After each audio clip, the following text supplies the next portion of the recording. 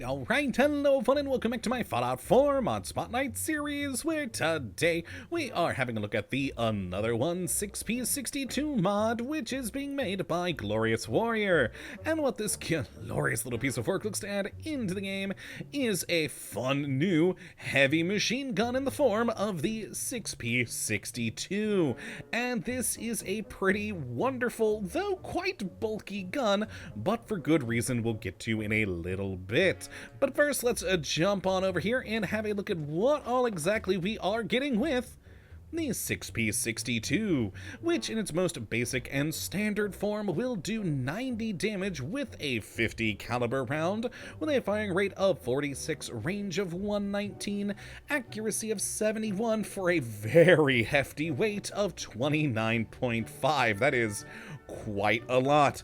And as you can see, this thing is a pretty interesting looking gun, very large, very bulky. It is a handheld 50 caliber heavy machine gun, and the sort of intent for the gun is to be a power armor based weapon, thus the larger, bulkier design, and of course, a handheld heavy machine gun using 50 caliber rounds. That's just fun and wonderful, and I gotta admit, at first I wasn't the biggest fan when I saw it on the Nexus, but as I used it and played around with it, especially in power armor, it just made sense and is just overall pretty darn neat, and does have a fun list of modifications over here for you to use. Dear God, especially in the optics category, there is a whole lot of different things in there. A lot of the other categories are a little bit bare, especially like the barrel and stock, where there's only the one design.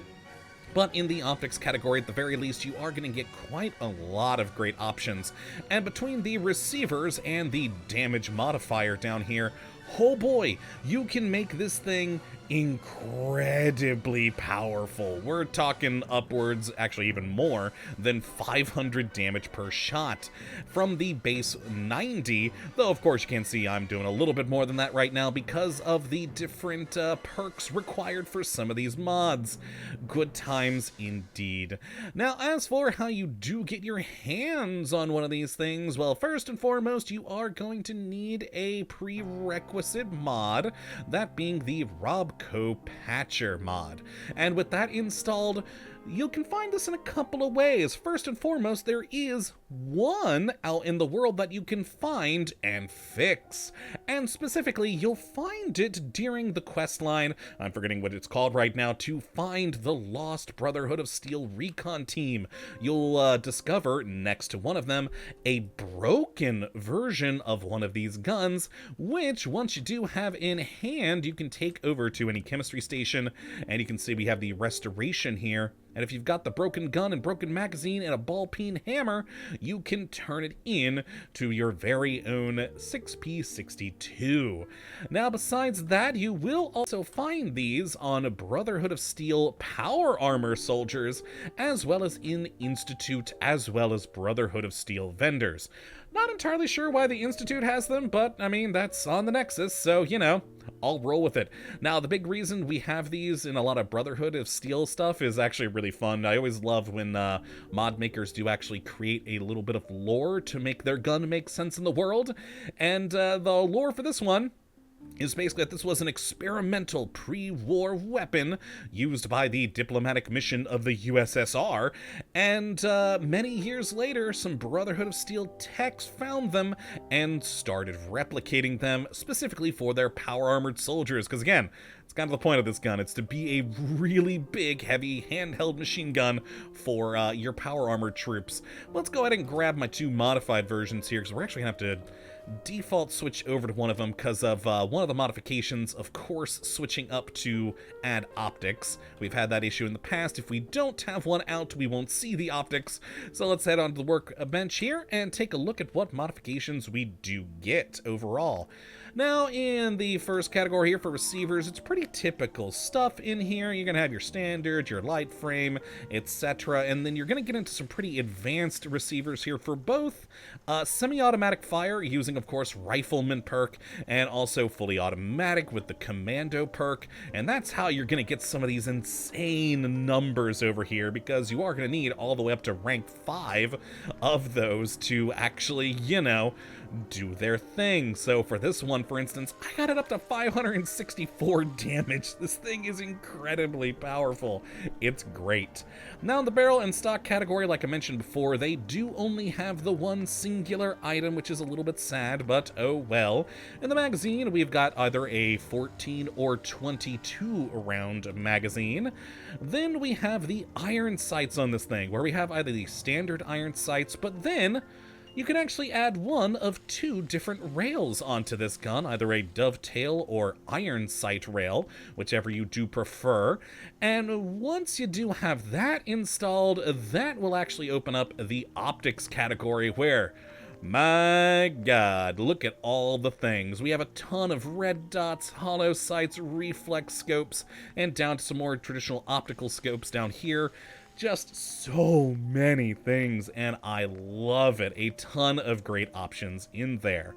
Now, as for the muzzle, we of course do have a good list of different muzzle brakes, compensators, and one suppressor for you to mess around with there, which I think is appropriately large and wonderful for such a gun. I do enjoy it. And then we do have the option, if you stuck with the iron sights, to add on glow sights onto them, if you do so wish.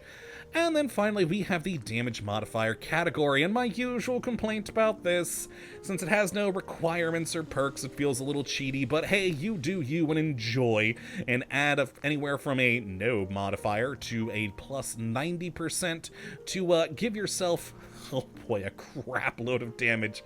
It's magnificent. I mean, even at the 0% for this one, the semi-automatic is 386. With the plus 90%, oh boy, that's really nice.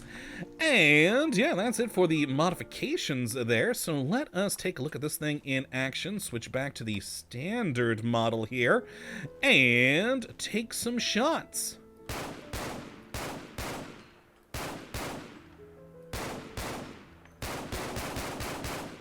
And there we go.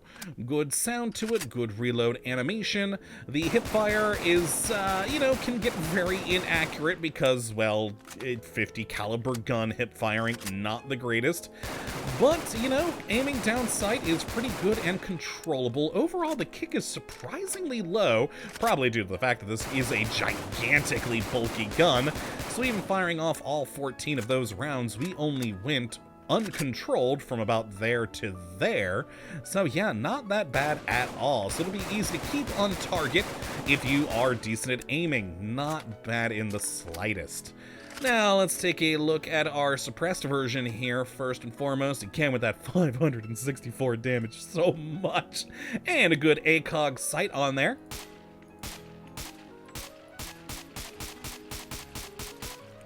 And there we are. Pretty good suppressed sound, surprising for a 50 cal, but I quite like it. It's not that bad at all. And with the ACOG on here, a pretty good sort of marksman rifle for you to use, whether in power armor or out of power armor. Of course, it is going to look a little bit more ridiculous outside of power armor, but still not too bad. And finally, I've got a fully automatic tactical powerful one here doing 206 damage, which is not bad. And I actually went with the, they had a makeshift red dot that I wanted to try on there. So let's see how that looks. And hard to see the dot on the makeshift, but that does make sense. It's makeshift after all. But fire. Oh yeah, that's a lot harder to control, even with that gigantic compensator on the front. It is just going a bit all over the place, and with only the 22 rounds with the larger magazine, not a whole lot of shots before you are going to be entirely empty, but with that 208 damage, you are gonna melt your enemies that try to come near to you. So let's take a look at it in practice with, of course, a Death Claw, and melt him. Oh yeah, we didn't even need like a third of that magazine. He just was annihilated. Let's, you know, grab another one in and use the suppress. And... hold on. I got his tail. Ooh, headshot finished him off. It's such a powerful gun. Granted, it's going to take you a while to get to this point, because this amount of damage is only possible once you have the rank 5 in Rifleman, or the rank 5 in Commando, if you're going for the automatic. And yeah, once you got that damage, though, this is a pretty great late-game gun that will just melt your enemies, especially on the automatic. My god, that was... you know, let's get into, see how that goes for us. And die, Deathclaw! And die, other Deathclaw. Still didn't use all 22. Glorious. Glorious. It is a fun gun that, like I said at the beginning, I originally wasn't entirely sure of it because of the big bulky style, but it being intended for power armor usage, it definitely makes sense. And with the modifications and the late game potential for this gun, it is pretty darn entertaining, and I have very much enjoyed my time with it. So if you'd like to take a look at it for yourself, which I'd certainly recommend you go and do, you have a look at the link in the description. As per usual, that's going to be it for this one today. Hopefully you have enjoyed, and you do come back for the next one of these with whatever mod we look at next. But until that time, thank you for watching, and as always, well, have a good one.